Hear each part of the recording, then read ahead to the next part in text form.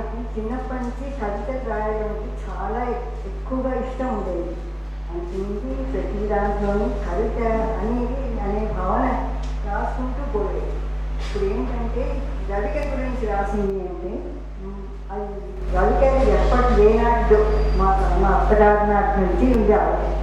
ఆవిడేంటంటే పెద్ద చెన్నైలో పుట్టి బాగా చదువుకున్నా కూడా ఆవిడ మెటీరియల్ చాలా విజయన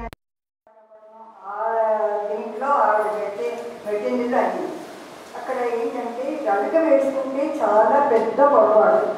ఎందుకు అంటే రవిక వేసుకున్న వాళ్ళకి బుద్ధిమంతులు కాదు, వాళ్ళు ఎలా ఉంటారు కానీ కరెక్ట్ వేసుకోకూడదు అనేటువంటి ఒక పెద్ద ప్రాచుర్యంలో ఉండేది.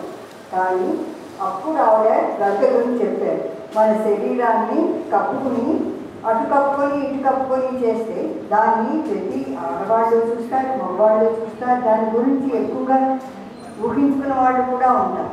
అందుకని ఈ రవిక వేసుకుంటే మనకు ఒక కవచం లాంటి, మనకు ఒక కవచంగా ఉంటుంది. ఆ రవిక వేసుకుంటే దానివల్ల ఉపయోగాలు అన్నీ చెప్పినప్పుడు వాళ్ళకి చాలా ఆశ్చర్యం కలగడంతో పాటు రవిక వేసుకోవడం కూడా నేర్చుకున్నారు.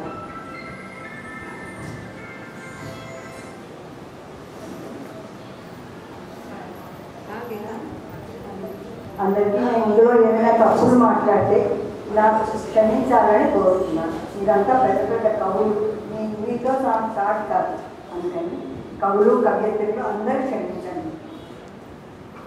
అంత పెద్ద మాట అనకూడదమ్మా, మీరు చాలా చక్కగా మాట్లాడారు.